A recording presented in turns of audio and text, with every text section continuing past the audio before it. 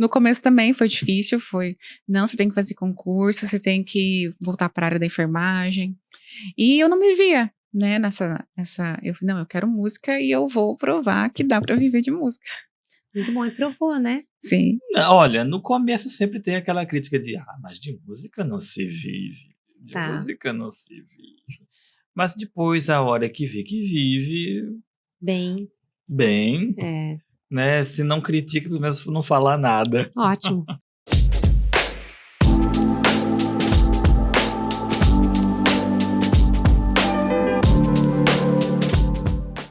Seja muito bem-vindo, seja muito bem-vinda ao Pod Cíntia. Esse é um canal destinado a donos, donas de escola de música e professores de música que querem ter um trabalho alinhado, profissional e realmente terem melhores resultados com as suas escolas num menor espaço de tempo, profissionalizando e tendo realmente resultados efetivos. Hoje eu estou aqui com 2 mentorados que estão nos programas de mentoria e têm tido muitos resultados, passaram por dificuldades, tiveram altos e baixos e fomos ajustando metodologia, negócios, gestão da escola e que hoje tem escolas realmente muito boas no interior do Brasil. Um deles veio do Mato Grosso do Sul e é o Virgílio Miranda, que é proprietário do estúdio Virgílio Miranda. Seja muito bem-vindo! Muito obrigado, Cíntia. É um prazer estar aqui com você. Prazer é meu, estou muito feliz que você está aqui e sua vizinha, é sua vizinha de cadeira e vizinha de estado, a Cibele, que veio do Mato Grosso. Seja muito bem-vinda. Muito obrigada, Cíntia. Já segunda vez aqui, Segunda vez aqui. Muito bom. Conta um pouquinho da localização que vocês estão, Virgílio, da sua cidade, onde está, quantos habitantes tem ali, como é o envolvimento cultural de educação da população da cidade, né? Corumbá fica exatamente na fronteira do Brasil com a Bolívia. É a 4ª maior cidade do Mato Grosso do Sul. Ela tem mais de 90 mil habitantes. E ela é considerada a capital cultural do Mato Grosso do Sul, que é uma cidade bicentenária, uma cidade com várias tradições. Já teve teatros, orquestra, coros, cantores. Então é uma larga tradição de cultura popular também. Maravilha. E na sua cidade, Cibi? Na minha cidade é Tangará da Serra, fica a 350 km da capital. Sim. E lá também tem muita cultura. Eu venho lá de um berço de cultura matogrossense. Muito bom. Agora, vocês estão já na estrada há muito tempo, dando aula há muito tempo e com certeza vocês já enfrentaram dificuldades que as pessoas que estão nos ouvindo vão se identificar, também passaram pela mesma questão, pelos mesmos problemas. Quando você começou a sua carreira como professor de música, quais foram as dificuldades que você enfrentava ali e que hoje isso já está mais resolvido e já está funcionando melhor? Eu diria que a minha maior dificuldade foi entender que isso era um trabalho. Porque na minha cidade todo mundo canta, todo mundo toca, bem ou mal, e todo mundo faz isso às vezes com seus recursos meramente empíricos. Uhum. E entender que é preciso estudar, entender que é preciso se preparar para desempenhar as coisas é algo que às vezes tem uma certa resistência, às vezes tem mas por que eu preciso mesmo, se eu sempre fiz do meu jeito? Então, levar a sério é algo assim que demorou um pouquinho, mas no fim tem tido grandes resultados. Com certeza, eu acho que é uma linha muito tênue que a gente enfrenta na profissão, acho que em muitas profissões, do amador e do profissional. Você pode continuar no amadorismo, sem resultados, fazendo do seu jeito, e a partir do momento que você entende, que você assume que você é profissional, você tem outra postura, novos resultados, então há uma linha muito tênue nisso. E quanto mais rápido você se profissionalizar, melhor. Né? E isso vem muito de dentro para fora também, acho que se reconhecer, não é, Virgílio? Com certeza, com certeza.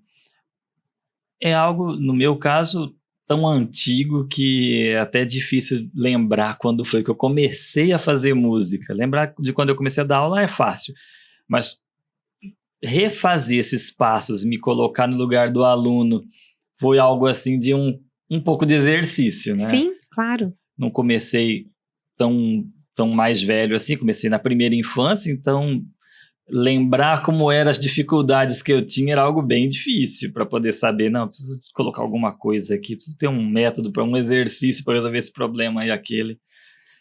E eu tive alunos que sempre me disseram assim, eu queria saber que hora que vai acabar a sua caixa de ferramentas, que você sempre arruma um jeitinho para resolver alguma coisa. Tem uma técnica nova, né? Uma ferramenta didática nova para a aula, né? Muito bom, isso é técnica do professor, é realmente algo que você consegue resolver com o aluno em sala de aula, né? Sim. Cibele, e o que você lembra que era mais difícil no começo e que hoje é uma coisa que já funciona, já flui melhor? Tava me lembrando da parte organizacional. Porque quando eu comecei a dar aula, eu fui indicada pela minha professora de música, né? Isso lá com os meus 15 anos. Eu já acompanhava ela dando aula. Então, depois que eu passei por esse processo de aprendizado, então eu aprendi a dar aula. E aí organizar toda uma questão, não só metodológica, mas todo o processo de entrada do aluno, organizar o método dele de estudo, organizar financeiro, administrativo. Então, essa parte que eu tive muita dificuldade no começo, porque eu achava que era só dar aula, só sentar ali e dar aula. E não, tem toda uma parte burocrática para poder funcionar bem. E foi esse processo que eu tive muita dificuldade no começo e hoje já tô conseguindo organizar melhor. Muito melhor, né? Agora, voltando lá na infância, que o Virgílio puxou um pouquinho esse assunto, como que você começou a aprender música? Tinham músicos na família? Não tinham? Você se interessou? Como a música apareceu na sua vida? Tenho músicos na família e mais de uma geração. Conte-nos mais sobre isso.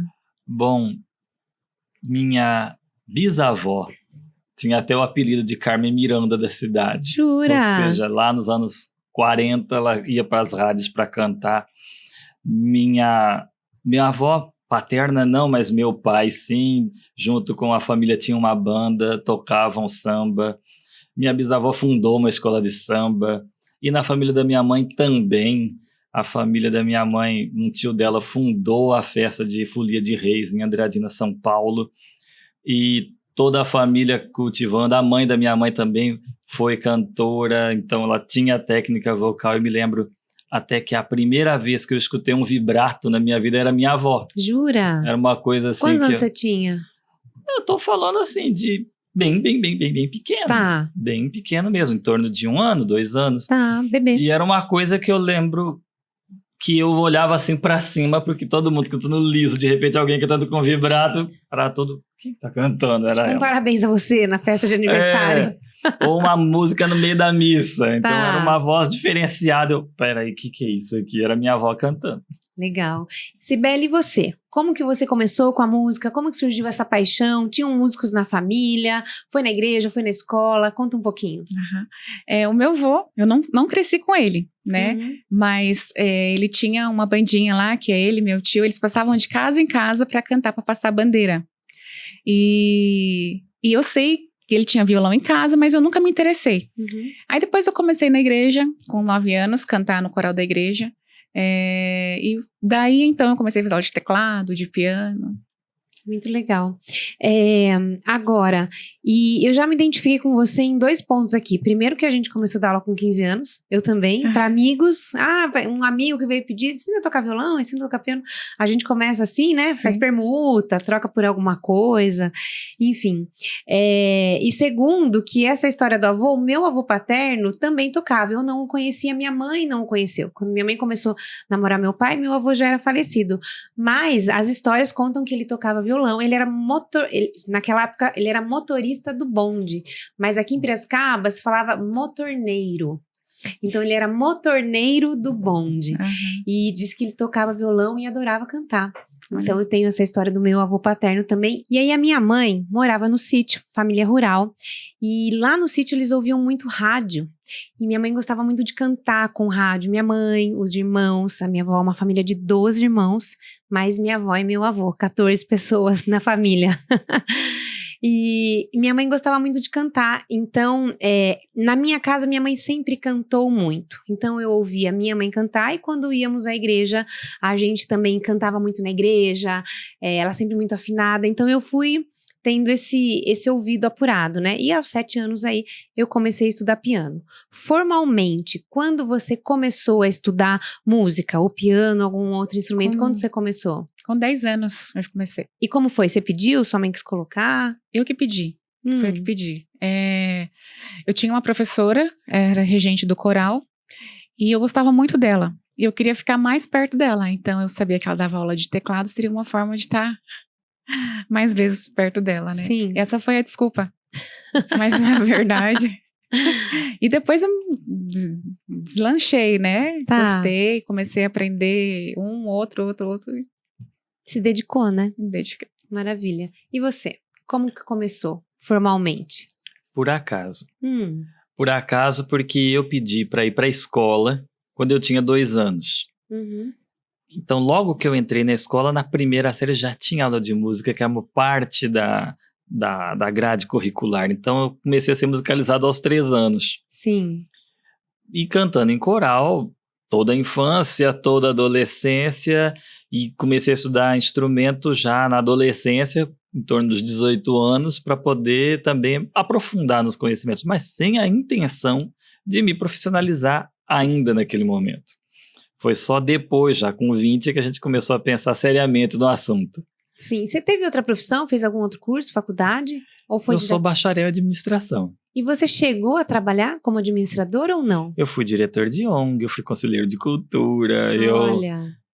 eu naveguei, mas assim, sem deixar a música. Sempre ligado, Sempre né? ligado à música. Eu também estudei teatro, então eu fui até seminarista. Olha só, sempre ligado à música, com certeza, porque Sim. dentro do seminário você devia ter alguma atuação ligada à música, Pois é. né?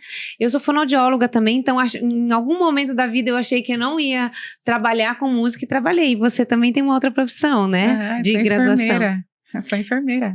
Olha, e lá dentro da enfermagem, você usava música em algum momento? Sim, meu trabalho de conclusão de curso foi musicoterapia com crianças hospitalizadas. Maravilha. Olha como a música está presente em muitas profissões, né? A gente consegue fazer linkar, né? E a música tem esse poder de estar entre as pessoas em outras profissões. Agora, quais foram as dificuldades e os maiores desafios que vocês tiveram no início da carreira profissionalmente? De confiança, talvez de confiar em você, confiar no processo. Como que foi isso? Eu diria que minha iniciação como profissional foi um pouco como assistente do meu professor na regência do coro. E eu era o mais novo no coro, um coro adulto, com gente de 60 anos, com gente de 40 anos, e eu com 16, 17 anos, ninguém me aceitava muito ali. Então ficava aquela coisa de... lá vem ele. Mas a gente foi abrindo caminho, foi interagindo com os colegas, o pessoal começou a frequentar a minha casa. Ainda sem a intenção de ser um profissional. Os colegas do coro iam até mim em busca de partitura, eles começavam a ir na minha casa querendo que eu ensinasse o repertório.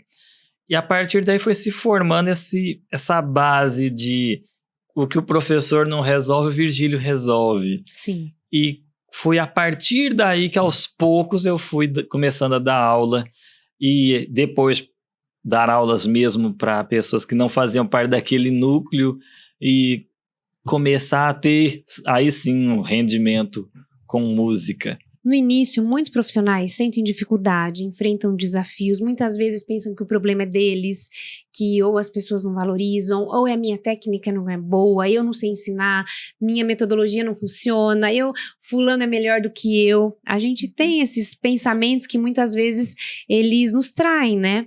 E são crenças limitantes que às vezes não nos deixam crescer.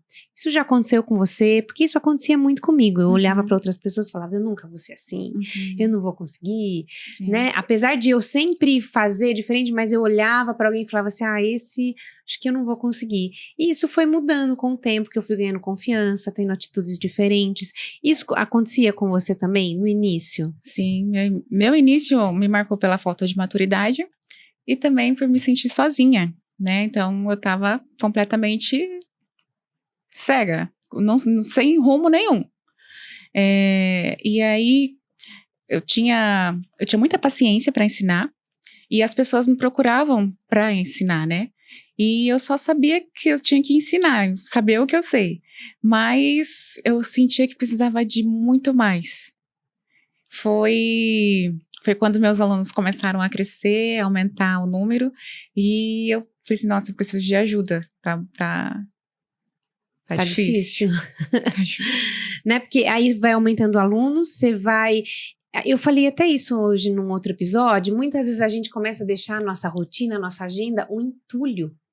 A gente vai enchendo de horas, enchendo de alunos, um atrás do outro, a gente não consegue mais lapidar a metodologia, a gente não consegue mais lapidar o negócio, você não tem tempo, energia mental para olhar para aquilo e melhorar. E então, assim, essa organização de agenda também, entender o que você precisa, ter tempo para você, ter tempo para você estudar, tempo para você gerir, faz toda a diferença. E isso é algo que vem com a maturidade, com os erros e com os acertos. Vocês enfrentaram bastante no início a dificuldade de rotatividade de alunos? Eu acho que a minha dificuldade inicial foi muito mais porque eu estava pensando em mim do que nos alunos, ou seja, eu dava aulas mais focado em ter uma fonte de renda para poder continuar meu estudo, porque o meu foco era performance. Sim. Então eu estava mais preocupado em burilar minha técnica, em ampliar o meu repertório, fosse no piano, fosse no canto, estudando canto, piano e teatro o dia inteiro e em alguns momentos desse dia dando aulas. Então eu pensava no início que eu estava mais ajudando os alunos, ou seja, não tenho a pretensão de ser um professor, então o que eu vou fazer é oferecer para eles as ferramentas que eu possuo para que ele me ofereça bases financeiras também para prosseguir no meu estudo como performer. E isso perdurou por muito tempo. Então essa mentalidade durou por muito tempo até você, Cíntia Soares, olhar bem dentro dos meus olhos com esses seus olhos castanhos e dizer assim... Nesta mesma sala, num debate acalorado, e você disse, por que você não tem uma escola de música? Eu lembro disso. Não é? Só faltava você assumir. A escola estava aí, tinham alunos, tinha metodologia, tinha método, tinha técnica, mas não tinha gestão e faltava assumir. E isso de assumir é uma decisão, né? Uma decisão na vida da gente. Vou assumir, é igual casar, assumir. Não sou mais solteiro, sou casado. É assumir um posicionamento. E a partir do momento que você assumiu e que virou essa chavinha, aí deslanchou. Não Exatamente. é? Foi isso que aconteceu. E como que foi, Cibele, para você essa virada de chave? Foi muito difícil? Ou essa virada de chave foi rápida? Como que foi? Não, foi difícil. Até porque, assim, sempre na sala de aula, né? E, assim, então, lá na minha cidade, eles colocavam os filhos para estudar com a Cibele, né? Então, até essa virada de chave, assim, para não é outra professora que está dando aula, não a Cibele, que eu preciso gerir, eu preciso de um tempo para sair da sala, né? E não foi tão fácil assim. Eu sei. Eu acompanhei tudo isso. E a gente sempre fala muito sobre isso. Quando você estrutura a sua metodologia e você tem uma metodologia validada, funcionando, você prepara outros profissionais. Isso não é uma tarefa fácil, isso não é uma tarefa que é do dia para a noite, é uma construção. A gente aprende também a formar outros profissionais, mas você forma outros profissionais para que você tenha poder de escala na sua escola. E formando os profissionais, a sua metodologia vai ampliando, você vai trazendo mais pessoas e a sua metodologia, a escola fica mais robusta. E é isso que vem acontecendo, né? E sair dessa cadeira de professor para gestor não é algo fácil, né? Como vem sendo isso para você? Eu ainda não saí da cadeira de professor. Eu sei, e também não precisa sair, a gente já falou sobre isso, né? Pode dar aula, mas tem que precificar, ok, você é o dono da metodologia, a metodologia é sua, então a gente tem que saber valorizar isso. principalmente entender que se você não sabe cobrar, Uhum. e não só cobrar enquanto valor financeiro, mas cobrar o resultado, oferecer ferramentas e esperar que retorne, você está sempre semeando e nunca colhendo. Sim. E as contas não se pagam sozinhas, além disso. Sim. Então, chega uma hora que você fala, ok, mas até que hora eu vou ficar comprando semente e que hora que eu vou começar a colher? É. Cibele, que horas que você percebeu que você precisava de ajuda? Que momento? Foi uma situação? Foi um clique que deu? Você ouviu alguém falar, poxa, eu preciso de ajuda, não consigo mais. Quando eu me sentia sozinha, né, ali, meu Deus, eu quero dar aula de música, mas e agora, né? Aí foi quando eu te conheci, Uhum. e depois também, quando lá na escola os alunos começaram a crescer, porque eu tive uma direção sua, né, certeira, correta, Uhum. e meu negócio foi crescendo cada vez mais. O número de alunos foi aumentando. Foi aumentando, E aí aham. sua agenda começou a ficar Começou uma bagunça. super cheia, É. lotada, bagunçada, eu não tinha mais tempo para respirar. E aí foi quando eu comecei a capacitação dos professores. Com certeza. E hoje você tem quantos professores que trabalham com você? 4. 4. E grande número desses professores, ou se são todos, são seus alunos ou os ex-alunos que você está formando. Sim. Aham. Né?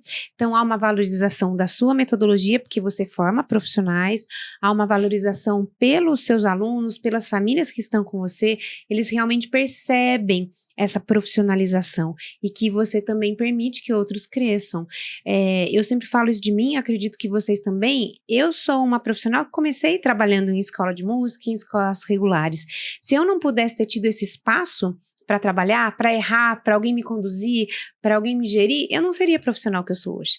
Então também tem um papel nosso de colaborar com a sociedade, com as próximas gerações de profissionais. E para que venham profissionais bons, a gente tem que formar. Eles não saem da faculdade sabendo, a gente também não saiu, então isso é um compromisso com a sociedade, com a profissão, eu acho acima de tudo, né? E Virgílio, o que mudou na sua forma de gestão, na sua forma de comunicação com as famílias, com os seus alunos? A maioria dos seus alunos são adultos, não são crianças. O que mudou nessa ligação e nessa comunicação entre vocês? Eu sempre dei aula mais para adulto do que para criança. Uhum. Então, eu acho que a própria forma do estúdio funcionar, ela foi sendo construída a partir desses resultados, porque depois de um certo tempo dando aula para adultos, tendo alunos tocando em eventos, alunos tocando à noite, alunos fazendo carreira profissional, naturalmente eu me tornei aquela pessoa que todo mundo falava, eu preciso de alguém que prepare alguém, então Virgílio. Uhum. Então, por exemplo, todas as minhas experiências no CLT, nenhuma foi porque eu pedi o emprego, foi porque o meu telefone tocou e falou, precisamos de você, traga o seu currículo. Sim. Mas assim, o currículo era proforme, porque já estava decidido, queremos você fazendo isso. Né? Então, a partir daí, na verdade, eu tive que aprender a dar aula para criança, não para o adulto. Foi um desafio para você, o que é diferente para nós, né? A gente sempre deu muita aula para criança. E eu gosto de dar aula para criança, você também, eu né? Também. Sim, eu também gosto de dar aula para as crianças, mas foi um desafio, porque é aquilo. A capacidade de transmitir informações e de absorvê-las tem um limite de acordo a cada idade. Você não pode querer ensinar grandes conceitos para quem está aprendendo beabá. Uhum. Então, ir diminuindo, e dosando, e sendo menos exigente foi uma questão assim a ser aprimorada. Sim. E eu sei que os meus alunos que estarão ouvindo vão dizer, você não é menos exigente? Você é cantor lírico, então você tem uma formação erudita, tanto do piano quanto do canto, muito sólida. Então também sair dessa cadeira e ir para o lúdico não é algo fácil. Não é algo confortável, você tem que sair da zona de conforto. E para nós, por exemplo, eu que sou fonoaudióloga, ela é enfermeira, então a gente tem talvez essa lida, né, com o paciente, porque nós somos terapeutas, a gente tem uma ligação na área da saúde. Então, essa nossa relação com o paciente já é uma coisa mais próxima, a gente transmite isso em sala de aula também, e todos temos os nossos desafios na técnica que a gente tem que ultrapassar, né? Cibele, quais eram os desafios que você tinha antes que hoje você não tem mais? Então, conversar com os pais, antes eu via que era distante, né? Então, fazer reunião com os pais foi algo que nos tornou mais próximo e também trouxe mais essa confiança, né, deles em relação ao meu trabalho. O que mudou na sua forma de gestão e relacionamento com os alunos e com as famílias que deixou com que essa comunicação ficasse mais clara, que você tivesse uma comunicação mais assertiva e conseguisse resultados mais rápidos? Sim, olha, no começo do ano eu faço reunião com os pais e aí entrego o calendário informativo das aulas, como que vai funcionar. Então, eles tendo ali uma noção de como funciona, eles têm também uma confiança no trabalho que eu estou entregando, né? Com certeza. Então, isso mudou muito. Antes eu não fazia isso. Você sentiu que você tá mais segura, que eles confiam mais, Sim, né? sim. Sim. Agora, cada um de vocês tem uma metodologia diferente. Pela constituição de como vocês estudaram, pela aprendizagem que vocês receberam, pelos conteúdos. Virgílio, conta um pouco da sua escola, como que ela está estruturada hoje? As aulas são presenciais, online? Quais os instrumentos? Quais são os grupos que você tem, individuais? Conta um pouquinho disso para nós. Eu dou aula de canto popular e lírico. E dou aula de piano. Sim. Presencial e online. Individual e em grupo. Então, como eu posso dizer? Na verdade, e isso eu sempre falo para os meus alunos, a minha aula é a mesma. A forma de dar a aula, ela muda sutilmente de acordo às condições. Sim. Né? Você não pode falar para um aluno online, faz assim e dar um exemplo. Você tem que ser um pouco mais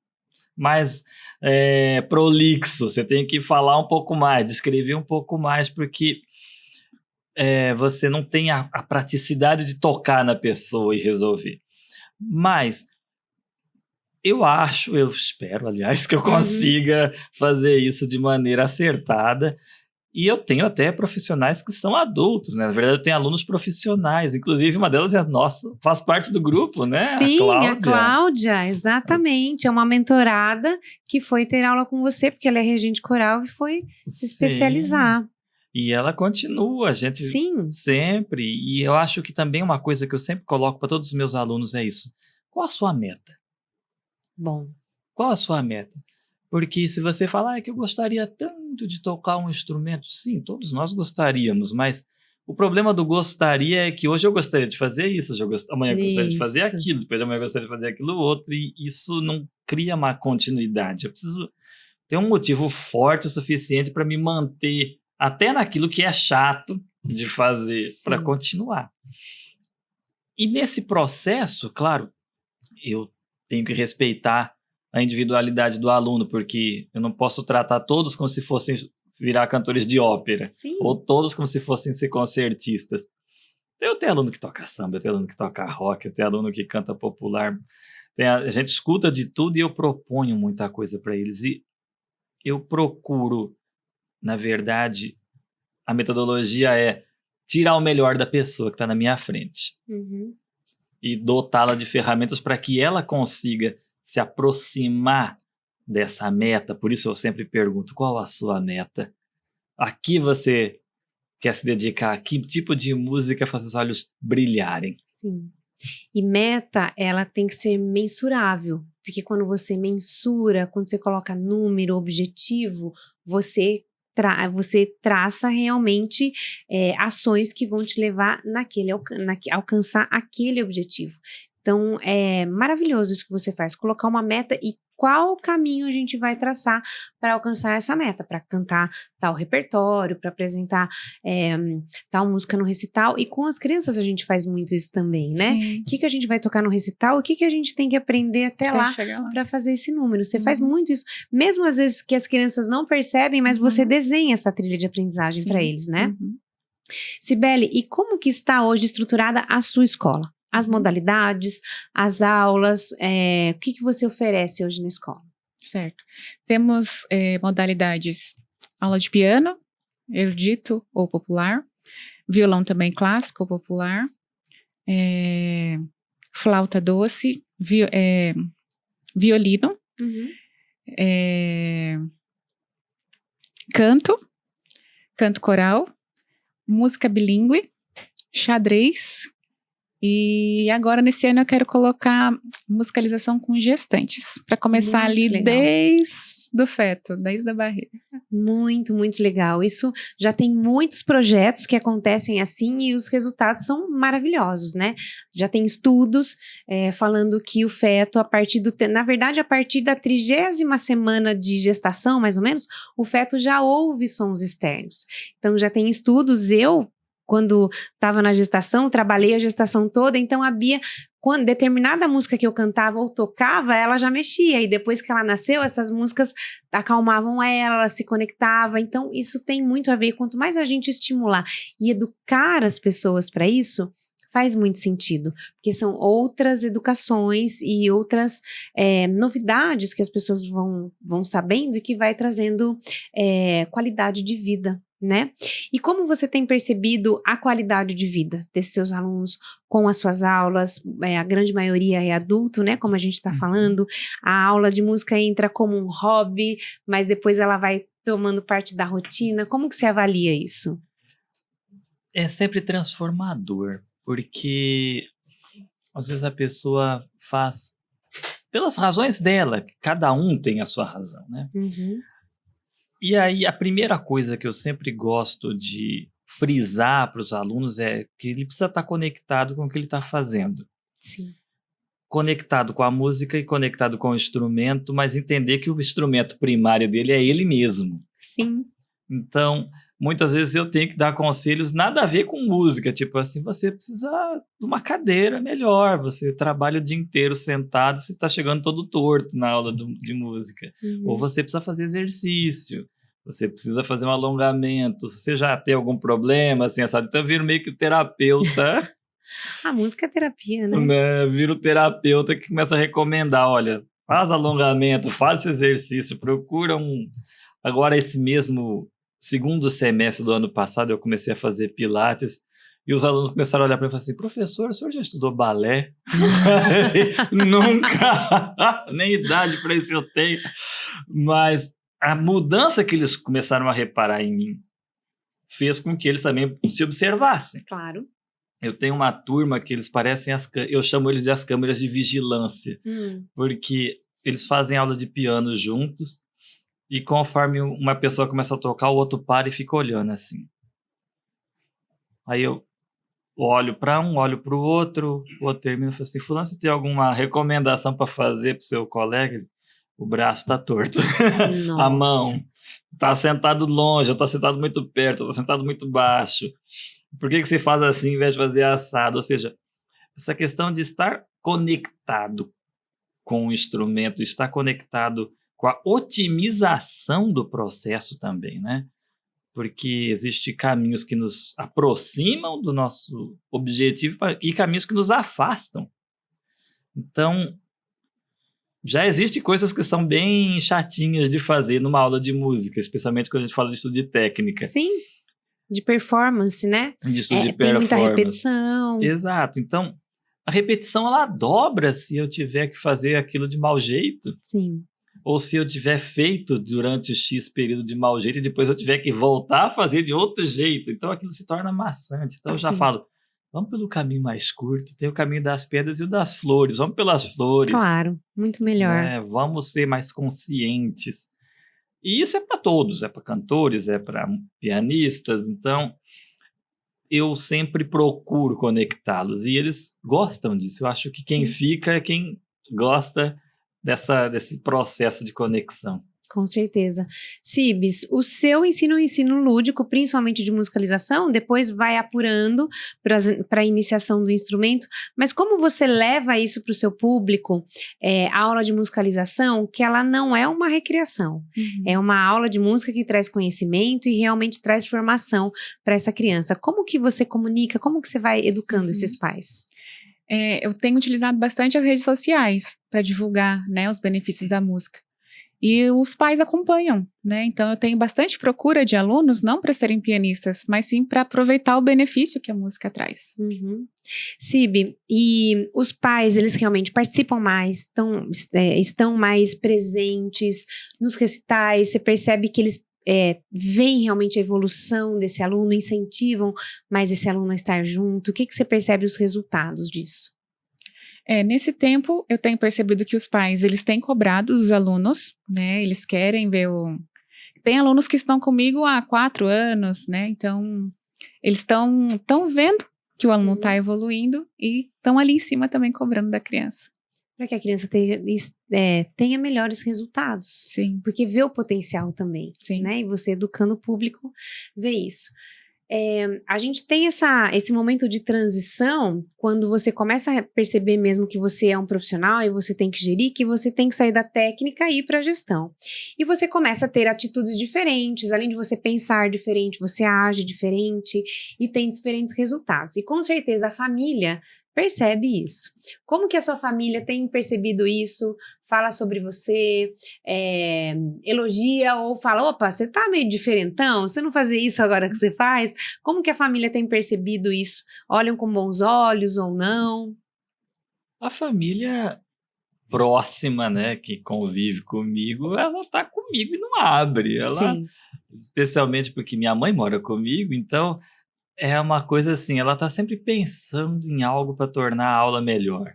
Seja uma garrafa d'água nova, seja alguma coisa para trazer mais conforto, uma acolhida mais diferente, ela tá ali, como professora que ela também é, ela tá sempre pensando em como tornar as coisas mais interessantes. E o resto da família, extra casa, né? O resto da família admira muito. Percebo que todo mundo sente admiração. Que bom, não teve crítica, não teve ninguém que, Olha, no começo sempre tem aquela crítica de, mas de música não se vive, de Tá. música não se vive. Mas depois, a hora que vê que vive bem, né? Se não critica, pelo menos não falar nada. ótimo, porque percebe que dá resultado, né? Sim. Sibeli, na sua família, em torno de você, igualzinho, né? Nada para tirar, é igualzinho. No começo também foi difícil, não, você tem que fazer concurso, você tem que voltar para a área da enfermagem. E eu não me via, né, eu falei, não, eu quero música e eu vou provar que dá para viver de música. Muito bom, e provou, né? Sim. E você hoje tem a sua escola, está formando professores, vocês dois. Eu fico muito orgulhosa, muito feliz de tudo isso, enquanto eu percebo que essa profissionalização, o quanto vocês têm realmente encarado a profissão, não como amadores, mas como profissionais, estão saindo da cadeira de professores, indo para a cadeira de gestores e tendo excelentes resultados. Vocês estão hoje aqui em Piracicaba, hoje é janeiro de 2025, o Virgílio veio do Mato Grosso do Sul, a Cibele do Mato Grosso, e eles estão aqui no interior de São Paulo para um evento que nós vamos ter de 3 dias, o congresso para donos e donas de escola de música, e conseguiram deixar as escolas funcionando, tudo acontecendo enquanto eles estão aqui buscando atualização, buscando melhorias para a empresa de vocês, porque afinal de contas, a escola é uma empresa. Uma empresa, ela busca ser profissional. Quem é profissional visa lucro, visa melhorar os processos, e é isso que vocês vêm buscar. Eu estou muito feliz que vocês estão aqui. Mais uma vez, obrigada por terem vindo. Eu queria agora, realmente, além de mensurar, dar os parabéns a vocês e trazer uma conquista para vocês, que não é um presente meu, mas é uma conquista para vocês, dos resultados que vocês vêm alcançando durante esse tempo que estamos juntos. O Virgílio está comigo um tempo menor, a Cibele um tempo maior, cada um tem a sua estrutura, e eu queria entregar para o Virgílio aqui uma premiação de R$50 mil de faturamento com aulas de música desde que estamos juntos. A gente sabe que foi um caminho difícil, mas um caminho percorrido, altos e baixos, erros e acertos, muito mais acertos do que erros, e eu estou muito feliz em entregar isso para você, ver a sua vitória. Quando a gente, ano passado, ano retrasado, né? que eu falei, mas Virgílio, por que você Que eu te deixei passando mal, né? Fiquei até passando mal. Falei, Virgílio, mas por que você não assume que você tem uma escola? Você tem muito potencial. E você encarou, veio junto. E hoje eu entrego essa placa para você. Muito feliz, obrigado. Parabéns. É a primeira de Muito muitas, obrigado. de muitas. Cibele está colecionando É a minha segunda. placas. Já é a sua segunda. A primeira foi de 200 mil de faturamento. Agora R$500 mil, Eita. 500 mil reais faturados com aulas de música. Como que é, Cibele? Receber isso, lembrar de tudo que aconteceu, Sim. de todas as dificuldades, acertos, Sim. erros. É muita coisa, é um né? caminho, né? É. Tudo uma história. Então fica só uma lembrança de tudo que eu já vivi. Isso, uma lembrança boa e algo que vocês sabem que tem mais a alcançar e principalmente, não é só faturamento, não é o dinheiro em si, mas sim a transformação de vidas que vocês fazem. Então, tudo isso traz junto vidas transformadas, não só de vocês, melhoria de moradia, melhoria de lazer pessoal, melhoria de qualidade de vida para vocês, de profissionalização, mas para as pessoas que estão com vocês. A gente falou, né, que a música aqui é terapia, e eu acho que isso acontece com vocês também, e no trabalho de vocês vêm transformando pessoas e, consequentemente, vocês se valorizam e são transformados. Virgílio, deixa aqui para todo mundo, por favor, uma palavra. Fala algo para as pessoas que um conselho ou uma palavra de motivação para as pessoas que às vezes duvidam que vão conseguir, não sabem como vão fazer. O que você diria para elas que você pensava de um jeito e hoje de outro, alguma ação que você fez? O que você diria? Eu diria que acredite no seu sonho e como você mesmo fala, né? Se o seu sonho não te assusta, você está sonhando pequeno. É isso aí. Se o seu sonho não te assusta, você está sonhando pequeno. Então, às vezes, você tem que ir com o susto. Tem que ir com o medo mesmo. Tem que sonhar alto, né? Tem que sonhar alto, porque senão você não sai do lugar. Exatamente. Se seus sonhos não te assustam é porque eles são pequenos demais. Sonha alto e vamos buscar, né? Sim. Cibele, o que você poderia falar para as pessoas que estão meio duvidando ou que ouvem de alguém que não vai conseguir, né? Isso mesmo, isso que eu ia falar, para complementar, né? Acredite em você, né? Não escute o que os outros vão dizer se você não é capaz, alguma coisa assim. Mas acredite em você, no seu potencial. Não se preocupe com nada além disso.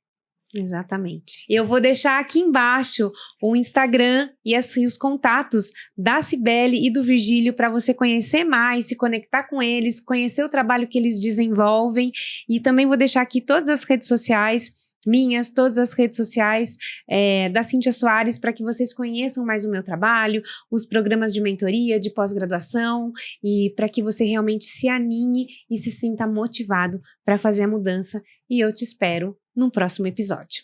Tchau!